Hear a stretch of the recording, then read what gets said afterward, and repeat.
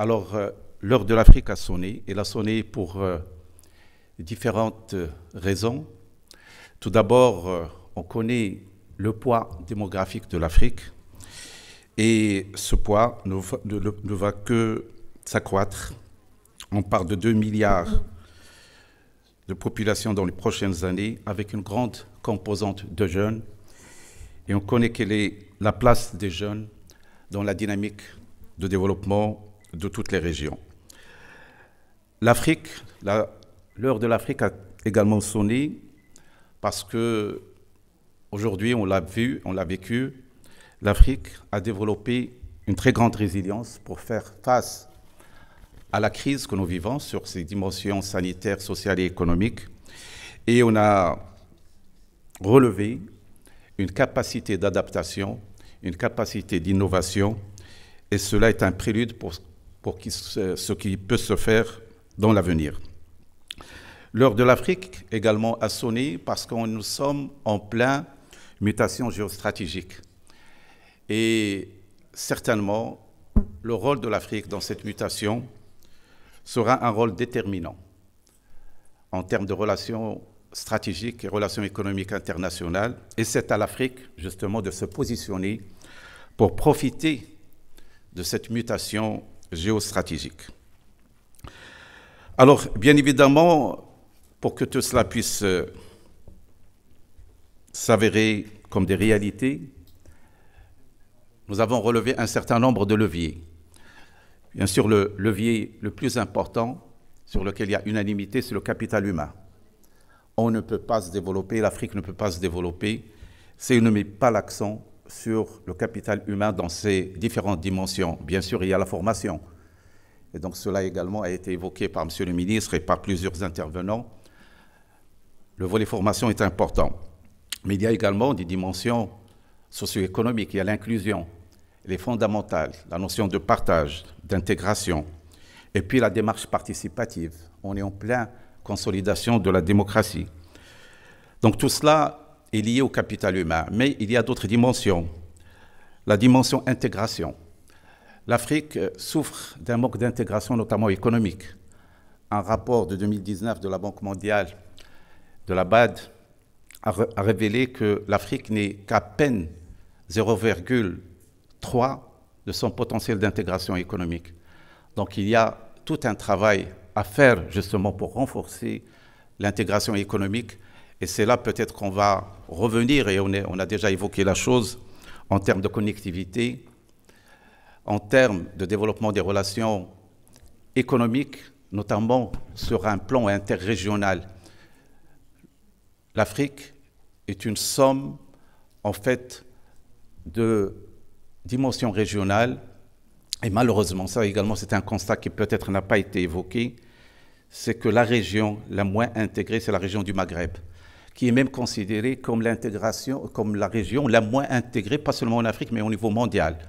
Et ça nous fait perdre énormément, je dirais, de richesse en termes de création d'emplois, en termes de croissance. Et là également, c'est un levier fondamental sur lequel il va falloir compter, malgré, bien sûr, les difficultés qui nous sont imposées. Il y a la digitalisation également, est fondamentale, il a été évoqué avec force.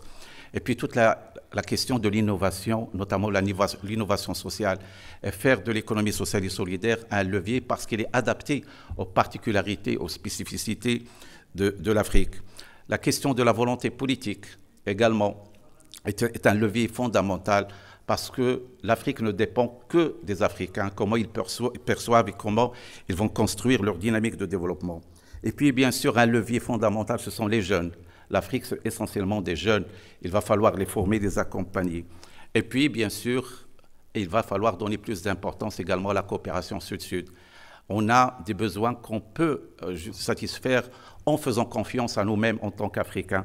Et donc, cette notion également a besoin d'être développée. Alors, qu'en est-il du Maroc dans cette dynamique? Le Maroc, et ça a été dit ce matin, ça a été dit hier, le Maroc a choisi la voie de la démarche de co-développement. Nous sommes en train de développer des projets avec l'Afrique, avec les pays amis, frères africains, mais dans une démarche de confiance et de co-développement. Le Maroc travaille sur l'intégration, sur la connectivité, avec l'effort qui se fait aujourd'hui. On a évoqué la connectivité aérienne, portuaire, mais également électrique et autres, qui renforcent justement cette intégration. Le Maroc travaille sur la formation, ça a été dit ce matin par Mme Zoulaili. Nous recevons, en fait, nous sommes le second pays qui reçoit la communauté des étudiants de l'Afrique subsaharienne. Donc là également, c'est un volet très, très important. Le Maroc est un investisseur. Aujourd'hui, dans certains pays, nous sommes le troisième investisseur mondial dans certains pays africains. Alors tout cela, bien sûr, fait du Maroc un levier, justement, de développement de cette coopération. Et puis, le Maroc a choisi un leadership basé sur le développement économique. Ça également, c'est une réalité que nous vivons dans le sud du Maroc. On fait fi de toutes les difficultés et les entraves et nous sommes des pragmatiques, nous sommes des réalistes. Nous construisons et nous développons. Et pour nous, pour le Marocain, le leadership se construit sur des choses réelles, tangibles, et c'est ce que nous vivons dans nos régions du Sud. Alors justement, parlons de ces régions du Sud. Ces régions du Sud, aujourd'hui, ont un plan de développement qui a été initié par Sa Majesté lors du discours du 6 novembre 2015. Ce plan de développement, et aujourd'hui, ça a été dit par nos amis de l'Afrique, mais également nous le vivons au Maroc, où nous sommes en train de mettre en place un nouveau modèle de développement pour le Maroc. Nous avons aujourd'hui une référence qui est le modèle de développement des régions du Sud, dans lequel il y a 3 composantes fondamentales. Il y a la dimension économique. Aujourd'hui, les régions du Sud du Maroc, c'est 83 milliards de dirhams. Donc c'est énorme en termes de développement économique, notamment basé sur justement l'infrastructure comme base pour justement préparer le terrain pour le développement économique. Mais l'infrastructure, ce n'est pas seulement de l'économique. Il y a énormément d'efforts qui ont été faits sur l'infrastructure sociale, sur le culturel, sur l'éducation. Donc ça, c'est la deuxième dimension. C'est la dimension sociale parce qu'un développement global et intégré ne peut se limiter qu'à l'aspect économique. Il doit forcément intégrer la dimension sociale. Et puis, il y a le troisième volet, c'est la notion de participation de la population. Et là également, c'est fondamental si on veut construire un modèle de développement. Il y a 2 points fondamentaux de ce que vivent les régions du Sud. Tout d'abord, la prise de décision de la population, justement, la participation à la prise de décision. C'est une démarche participative, la représentativité. Et d'ailleurs, ça n'a pas été étonnant de voir le taux de participation aux élections le plus élevé au Maroc a été celui enregistré au niveau des régions du Sud. C'est à l'image de ce qui est fait à d'autres instances, au niveau des conseils régionaux, au niveau de toutes les instances de prise de décision, dans lesquelles la participation de la population elle est réelle. Et la deuxième dimension, c'est de faire bénéficier la population locale de ces richesses. Ça également, c'est la voie qui a été tracée par Sa Majesté. En termes d'encouragement à l'investissement, il y a un soutien, un accompagnement des porteurs de projets au niveau de ces régions. Mais également, aujourd'hui, la participation de cette population à cet élan, elle est fondamentale.